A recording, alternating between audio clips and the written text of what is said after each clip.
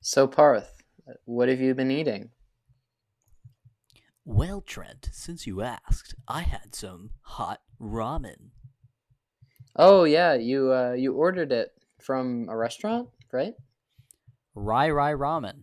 Was it a pickup or delivery? No, my dad ordered it, and then we as Hmm. a family went to go pick it up. Wow, that's strange. And then did you just go all that way, a family commute, just to bring it home and eat it there as a team? You think you might as well send one representative, just as like an escort, to pick up the food because there was unnecessary overlapping company, you know? I mean, besides for the priceless time you spent together as a Marathe clan.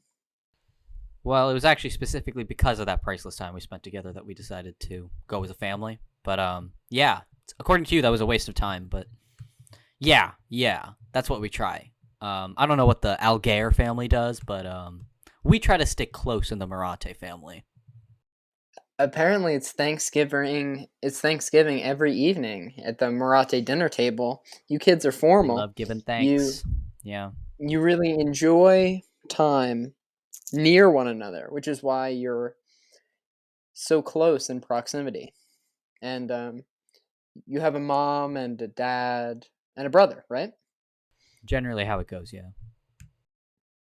Well, Parth, I mean, we are both lucky enough to be from, traditional families of four, but some of the listeners might have, might be only children, or their parents might have been excessive and had three or more kids. So let's just keep those opinions to ourselves because our parents clearly nailed it, but other people weren't so fortunate.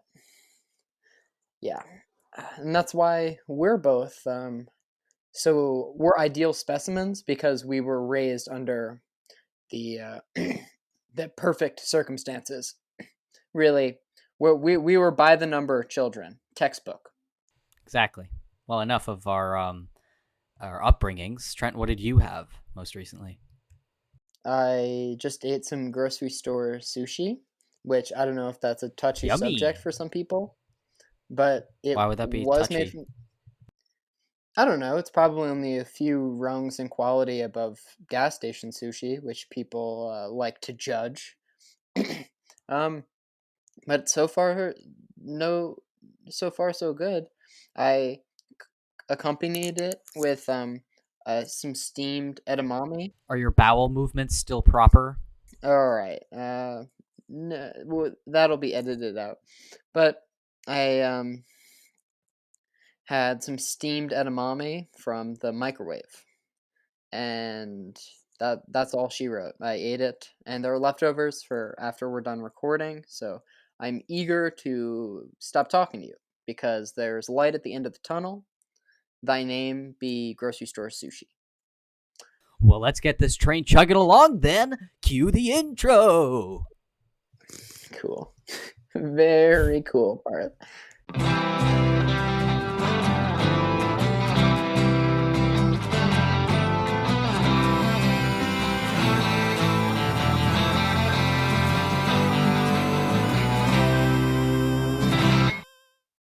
Welcome back to Craft Services, where we talk about the movies. Each week, we discuss a film and interview a member of that film to talk about their experience working on that movie. Last week, we talked with Mickey Pascal and Jennifer Rudnicki, the Chicago unit casting directors, for our film today, Trial of the Chicago 7. And this week, we're gonna be talking about our own thoughts on this movie. We're just gonna have a general discussion. So you'll hear what Parth has to say, and I'll probably say some things too. So it'll be unanimous con- con- participation. Does this movie have a synopsis? If so, read it aloud. Thank you, Trent, so much for asking. The story of 7 people on trial, stemming from various charges surrounding the uprising at the 1968 Democratic National Convention in Chicago, Illinois. Parth, were you alive in 1968? If so, what were you up to? Not to my knowledge. You, Trent? No, Parth, that's frankly a disrespectful question. My parents were babies, so it's pretty much Neither impossible. of my parents were born. Well, we get it, Parth. You and your young parents deserve each other, but enough Yeah. bragging. This movie had a budget of $35 million, 11 million of which went towards the cast. It earned a whopping box office sum of $104,000. Um, but that's because, it's a very limited run, and it premiered in September in select theaters. So don't get mad. And then Netflix bought it from Paramount for $56 million. Who is the Wow. original distribution company? I know, Parth. It's a lot of money. Could you have afforded to buy the movie for in outright? I could have bought like the first like sixth of the movie. I could have owned 1/6 of this movie. Parth also informed me that Netflix is worth more than Disney and all of its assets. So that's your surprising fact for the In day. terms of stock. In terms of stock. And I don't know if that's still true. It just was true. Well, Parth, it's time that we share the production history. Do you mind? Can you quit stalling? Aaron Sorkin, the writer and director, as you know, um, the first he heard of the project was in 2006 when he went to Steven Spielberg's house. Parth, do you know who Steven Spielberg is? He's that guy who made those movies. Yeah. So apparently Spielberg at this time wanted to direct it, and Aaron Sorkin said that he left this meeting not knowing what he wanted, what Spielberg wanted his involvement to be. So then time passes, and now it's 2007, and Spielberg is signed up to be the executive producer and the director, and Sorkin has written the script. And then, even at this point, Sacha Baron Cohen is Abby Hoffman, and Spielberg recruited Will Smith for Bobby Seale and Heath Ledger for Tom Hayden. But then, Parth, the Writers Guild of America went on strike, and that lasted Ah. 100. Shucks. And it lasted 100 days. It delayed filming, and the project was suspended. Um, and then it kind of went into limbo for a while. In 2008, Ben Stiller was considered. Ben Stiller, I did some research because that's part of the job description. And I didn't know this, but he directed most of the movies that he's famous for, like Zoolander, Tropic Thunder, Secret Life of Walter Mitty, which, fun fact. And Parth, did you know that? Probably, because you're a nerd. Hmm? Yeah, I did know that. Although he Okay. did not direct the Night of the Museum films. I was gonna say, but he probably would have been capable of it. But did you know Probably. that He's there a good was a director. did you know there was a third Night at the Museum movie? Because I didn't know that till recently. I was aware. And Rebel Wilson is in it, and it takes place at a museum in England that I have never heard of. But the first two films are exquisite. I saw both in theaters with my parents. So the other person in 2008 who was considered was Paul Greengrass, who I'd never heard of, but apparently he directed two of the Bourne movies. That's fine. And Captain Phillips. Oh, that's with Tim Honks, right? And the Siberian Pirates? Yeah, that's the movie I'm talking about. Okay, in October 2018, Sorkin was announced as the director, and then 2 months later, it was put on hold due to budgetary concerns because it couldn't find a distributor. And then Paramount was like, "All right, guys, we'll do it. No worries." Um, and then we know the rest. Um, uh, Wikipedia thinks that Seth Rogen is in this movie. Meanwhile, he's not. And then principal photography began in September 2019. Did you know this? It was shot partly in New Jersey on the Fairleigh Dickinson University campus. I did know Um, that.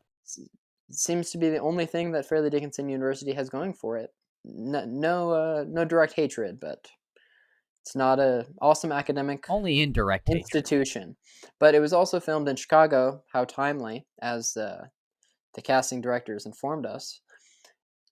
Oh, it was also filmed in Grant Park in Chicago, which I would imagine was the park in Chicago that they were trying to dramatize. Does that logic track? Yeah. Yeah. Okay. Okay, the score was done by the same composer who did Molly's Game, which I haven't seen, but Parth probably has because he's a nerd. I have. Daniel Pemberton. Okay. Um, Sorry. although We Netflix tried to does get him not. for this week, and we couldn't. Ah, although Netflix doesn't publicly release their box office information, this unreliable source called Deadline Hollywood reported that during its opening weekend, it averaged about 10 people per show at the 100 theaters it was showed in. I don't know if they were in person theaters or drive in theaters. So Probably both. I would imagine coronavirus had an effect on the box office performance because only stupid people, those are 10 stupid people per show, because they're just breathing each other's air in a closed box. A lot of recycling going on there. This movie has a 91 on Rotten Tomatoes, and we usually get our negative reviews from Amazon from people who have bought the DVDs or Blu-rays of the movies we talk about, but there are no physical media for this movie for people to get upset at yet. So our negative reviews come from Rotten Tomatoes, and we're going to read them now. Parth, you read one. Take it away. By Oliver Jones, a top critic. By reshaping this charged moment culled from somewhat recent American history in his own image, Sorkin has made the trial of the Chicago 7 about something entirely. Fuck me! Fuck! Try again. Make it perfect. By Oliver Jones, a top critic. He gave it a 2 out of 4. By reshaping this charged moment culled from somewhat recent American history in his own image, Sorkin has made the trial of the Chicago 7 about something else entirely. Himself. Dramatic delivery. And the second one is by a person named Jeet Here. Creative name. The centrist filmmaker captures the drama of the 1960s, but tries too hard to make radicals palatable to contemporary liberals. Whew, political. And this last one is by Joshua Rivera. The main problem, despite its likable heroes and clear villains, the trial of the Chicago 7 brings itself. This one is by Joshua Rivera. The quote is, "The main problem, despite its likable heroes and clear villains, the trial of the Chicago 7 cannot bring itself to indict the system that turns the wheels of the story." These reviewers are they're like writers for real news sources, so they're much more eloquent than our usual gang of misfit internet bloggers. Yeah. So Parth, take it away. Parth, did you watch this movie in preparation for the podcast? Have you even seen it? I have seen it, actually. I saw it. I liked it. How about you, Trent? Those are your initial thoughts? Positive Yeah, I thought it was response? pretty good. It's a Parth, you much like bigger Aaron improvement Sorkin. over. He's my favorite screenwriter.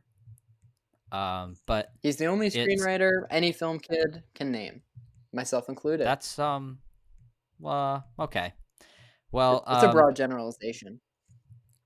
but I thought it was a huge improvement over Molly's Game, his last directorial debut, and I think that's probably because it was it was a script written back in 2007, and B, he's probably just become better in general as a director.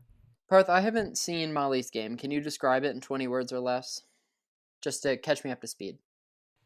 Woman runs underground poker ring for rich people, gets caught doing illegal things. Wow, yeah, and that was in only 13 words, so you had words to spare. Trial of the Chicago, 7 words to spare. Okay, now that is a transition for the history books. Thank you, Parth. I watched this movie also last night, a little late night viewing party. Um, Occupancy 1, yours truly, and it was on Netflix, so my parents paid for it. Indirectly. Well, I mean, directly, but I my parents pay for the subscription. I understood. Yeah, yeah. And I liked it also. I have enjoyed some of Aaron Sorkin's scripts in films such as Moneyball and The Social Network. But this was the first time I'd seen him direct a movie, and I don't know if how it would compare to his other work because I witnessed it in a vacuum. But this was a good movie that I enjoyed watching. Yeah, I mean, the highlight is obviously the screenplay. That's the highlight of all Sorkin movies. Yeah, so I agree with you. That's why he's one of the only relevant screenwriters alive today. But a common criticism of Aaron Sorkin's scripts is that they can get a little self-indulgent and a little too cute at times. And I was listening to a competing podcast recently, and these people competition. these people argued that Aaron Sorkin was best suited when collaborating with another director to basically like keep him in his place and obviously basically just like curate his great content and then cut out whatever stuff is considered too over the top or too at they cut out like the 10th soliloquy and leave it at 9 monologues because Aaron Sorkin is really good at writing those, so he tends to do that. Yeah, I agree with that podcast's opinion. I think Whoever they may be. Whoever, do we hate them because they're probably getting more views than more listens? Yeah, probably. But I'm not going to say that. Anyways, I think Sorkin can be genius in terms of his screenwriting, but like he needs somebody to rein his tendencies in. And the problem with Molly's Game was that it was filled with his worst tendencies at their like highest extremes, and he could not properly edit himself. And what he needed most was an editor. I think he's somebody that does better when he does not have complete control over his projects. Because if you look at what I consider to be his best works, A Few Good Men, The Social Network, Steve Jobs, Moneyball, those were all collaborations with other writers or directors, and it shows because he's genius, but sometimes genius needs to be reined in.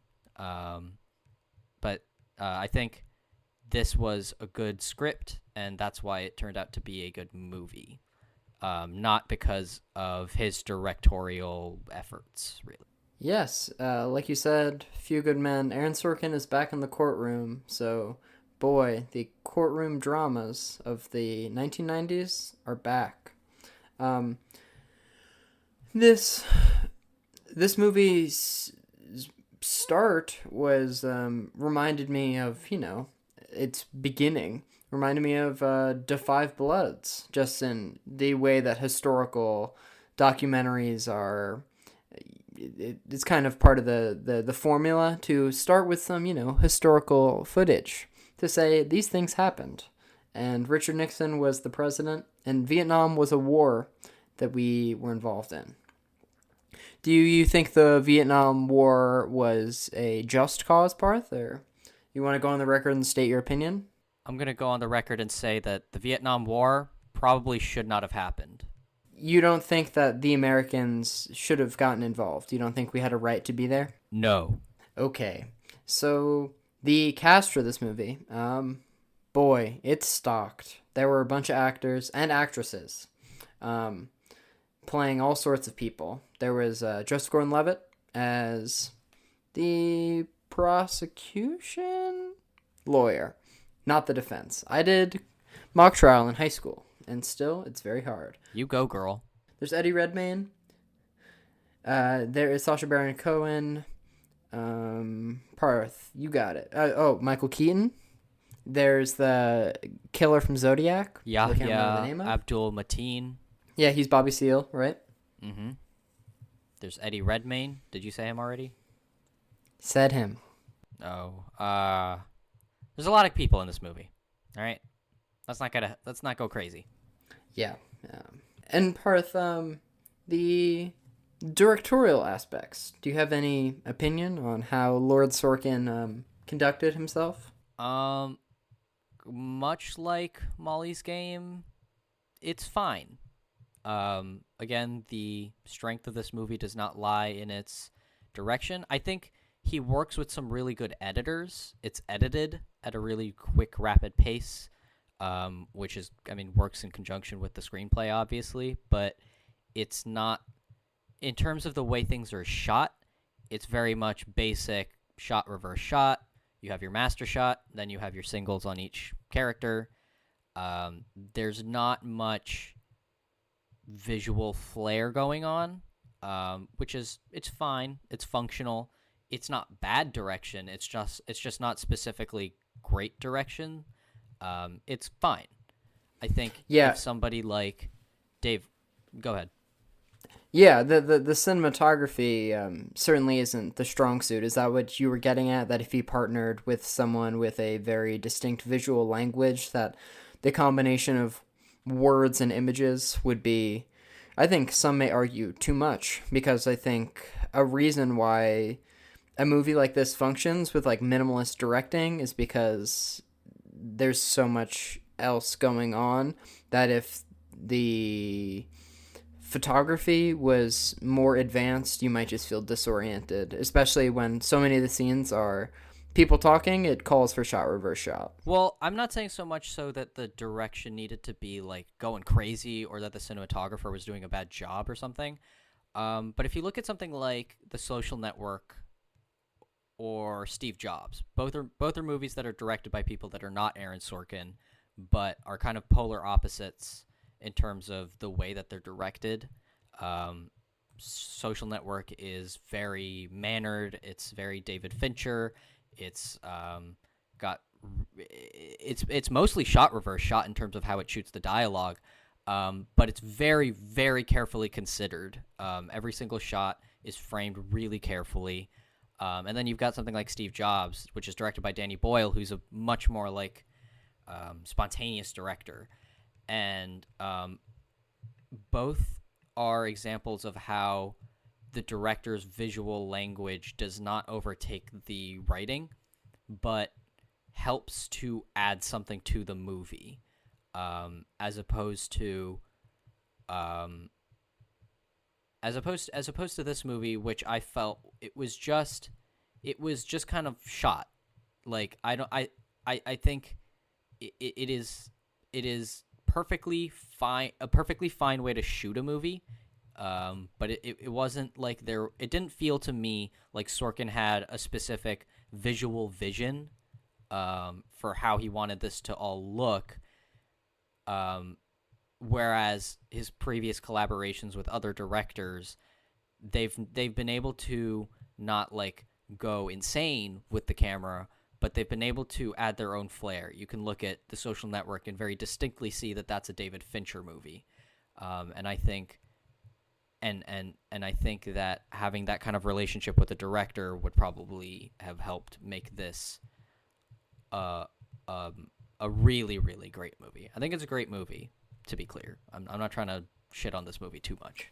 Yeah, I think partly credited to the SARS-CoV-19 outbreak. This movie, if there is a Oscars, I know it's been delayed to April, I think, but I think this movie is going to win. Oh, has it? I didn't know that. Yeah. Typically it's in January, February. February.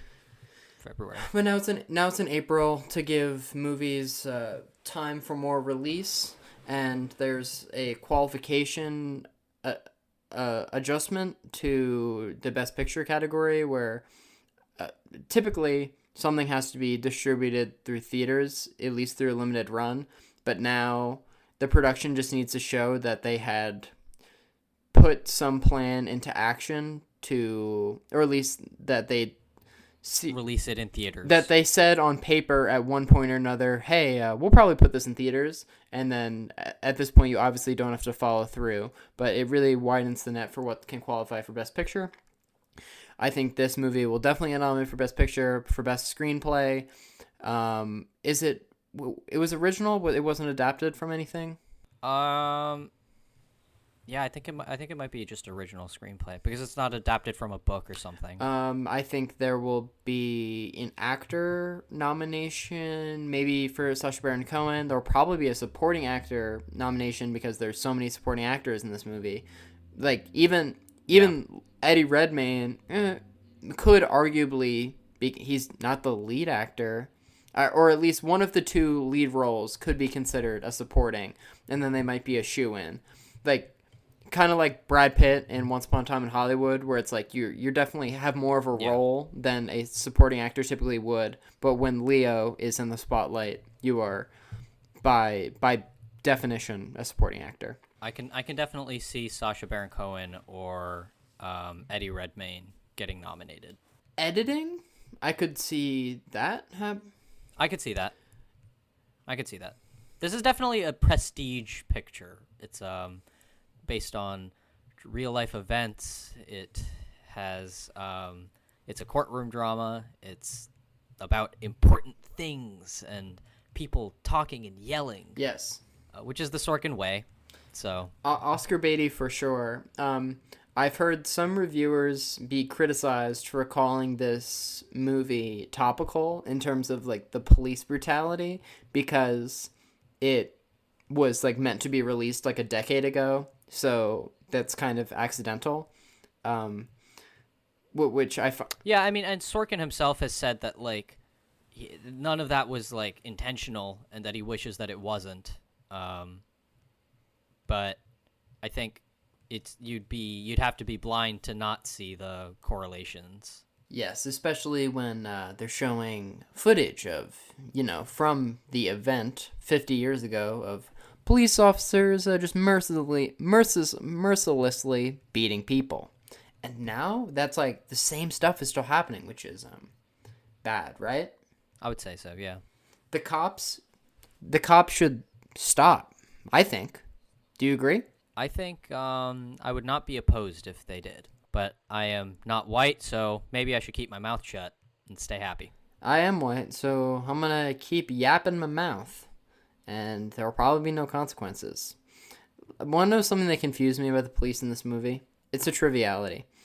When you know how they take off their names and badges whenever they're about to, just like beat up some innocent people. Why take off the badge? I understand. Yeah. Oh, because your badge number. Because then they can report Yeah. you and. They don't want to identify you.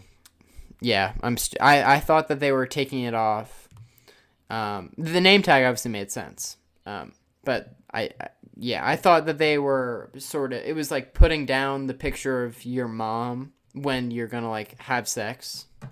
I know it's an odd comparison, but I mean, I thought that was like the relationship here. That they're like, oh, if I'm gonna beat up these black kids, my badge has to be in my pocket just because people talk. But enough about that.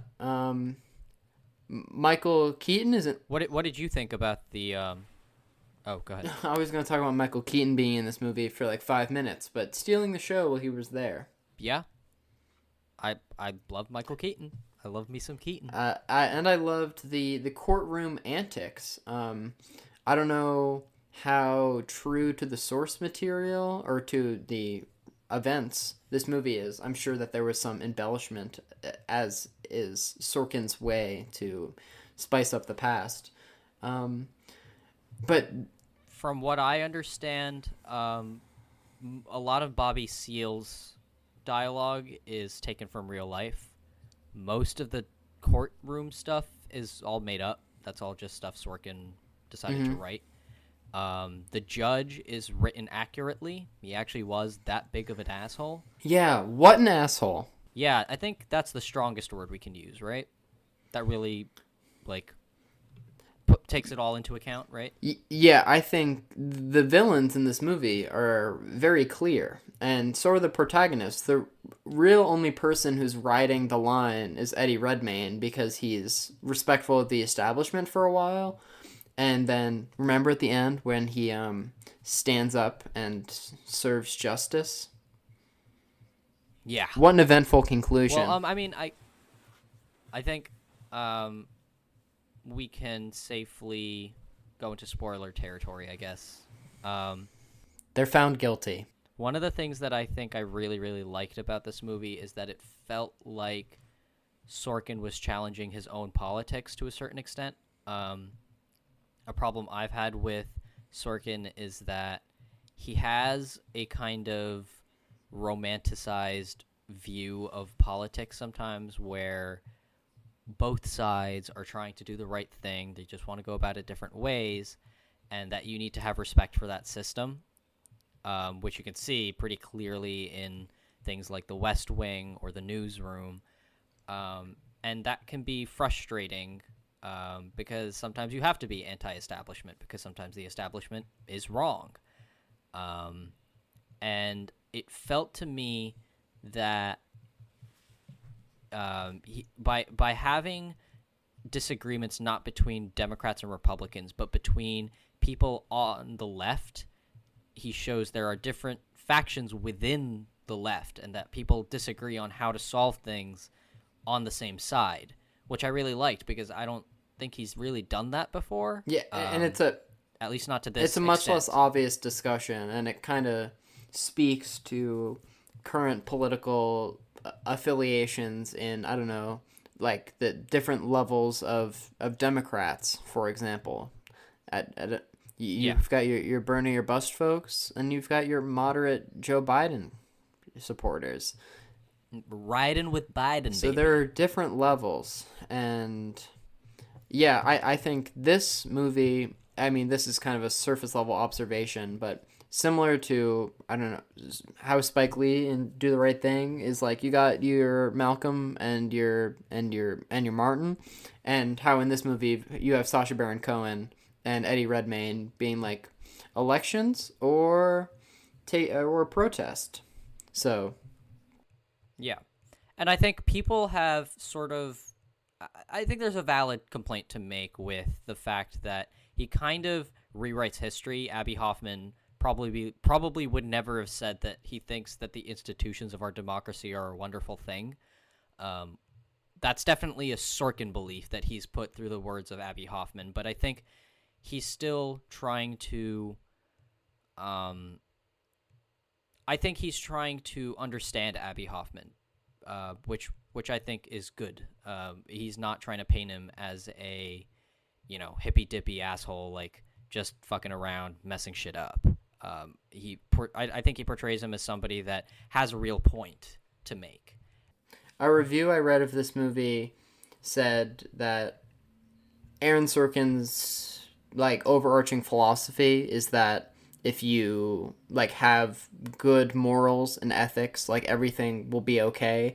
And they said that applied to this movie, everything obviously isn't okay because there's still these injustices in the world as this movie depicts, despite the goodwill of everyone involved and being completely innocent. So that was something I read that was applicable to this conversation. Yeah, and I think that people have mixed thoughts on the ending, of it being this kind of hopeful, empowering, whatever ending, despite the fact that they were all found guilty, or 5 out of the 7 were found guilty, and were sentenced to 5 years in prison. But they only served like a year, and then they tried to do the retrial, and then the government was like, hey, we're just going to let you go. Because we recognize that this was stupid from the first place. I think Aaron Sorkin's whole thing is that win or lose, it doesn't matter so long as you try to fight the good fight. And I think that's how he portrays the ending. I think the ending is meant to be kind of ironic. It's meant to be like, yeah, they did all this shit. They worked so hard. They did pretty much everything right that they could do right. The system was against them, and they lost, but not without trying. And I think that's what he's trying to do, not to say that what ended up happening was actually empowering or good. Some commentary I really did enjoy. There was a powerful scene. It was when Bobby Seale was in the jail room and he was called out by the lawyer and Eddie Redmayne, and they were like, hey, your friend got killed. and he says to Eddie Redmayne, like, "Oh, you're just doing this as like a fuck you to your like, yeah, to your Dad. upright parents." And that's a lot different from a rope on a tree. And I was like, oof, yeah, I that this that what well put.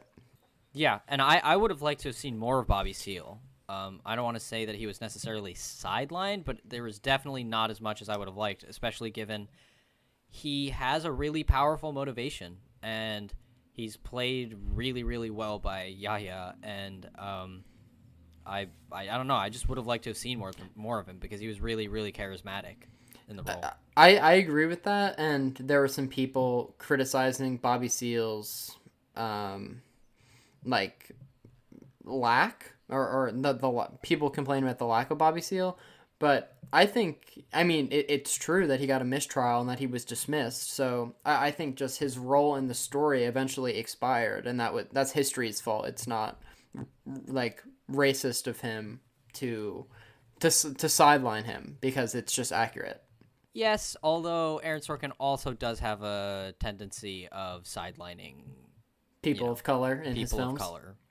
His movies generally fall into white men talking about how they can make the world great, and it's which is like, damn, does he write those white men some good ass dialogue? But it is white men, and it generally is only white men, and women and people of color are generally tools or side quests in that story. So it'd be nice to see him, tackle that a bit more. Yeah, I read something talking about how Aaron Sorkin, all of his stories are just about white men in different professions that he's curious about, but is exploring through the page vicariously, like through these characters of careers he'll never have. But I've heard of Aaron Sorkin sidelining women, another minority group. But I guess he's doing it all. But Yeah, he's equally discriminatory. We'll say it. But boy, is he good at writing scripts. Well, I don't think he's like. I mean, there's a difference between being knowing or like wanting to like sideline people and not necessarily caring whether you are. Not that either is necessarily good, but I don't think it's that he. I don't think it's purposeful either. Wants to do any of this. Yeah, I just think that he certainly isn't trying not to. I just think when you look at someone's whole filmography, this is just a hindsight observation. I don't think this is something he's actively pursuing. We like Aaron Sorkin here on the podcast. Another. I would just like to see more people of color speaking his words, just because he writes really well, and I think it'd be really cool to have more not white, maybe not men, people talking the words of a prestige Oscar-winning director and writer. Something I did like about this movie very much was the structure, and yes, it made perfect sense to me that it showed all of the key players preparing for the day in question, and then you jump forward 6 months, and then it's like the trial, and then all of the flashbacks to the protests are told through the testimony, kind of like The Social Network. So I think that format makes perfect sense on setting the stage and then like filling in the gaps as you go. Yes, I agree.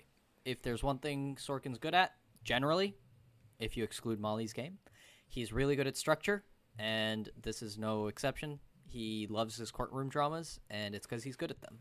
And I, like you mentioned earlier, the compliments to all of the cross-cutting, and due to the fact that there are so many different, like, colorful performances, you don't mind watching any of them, and they're switching between them at such a fast rate that it's impossible to get bored. because you care about everyone who's there. A fun fact I learned through this movie is that, you know how there were the two characters who clearly like were less culpable, and they're like, they don't even know why they were there. Yeah, they're like, they just put you here so the jury can let you go, and it makes them feel better about convicting everyone else. I didn't know that. Yeah. I didn't know that was a thing, but it makes sense, and it makes me sad. But glad those two people got off scot-free, but too bad they did nothing like everyone else who was there.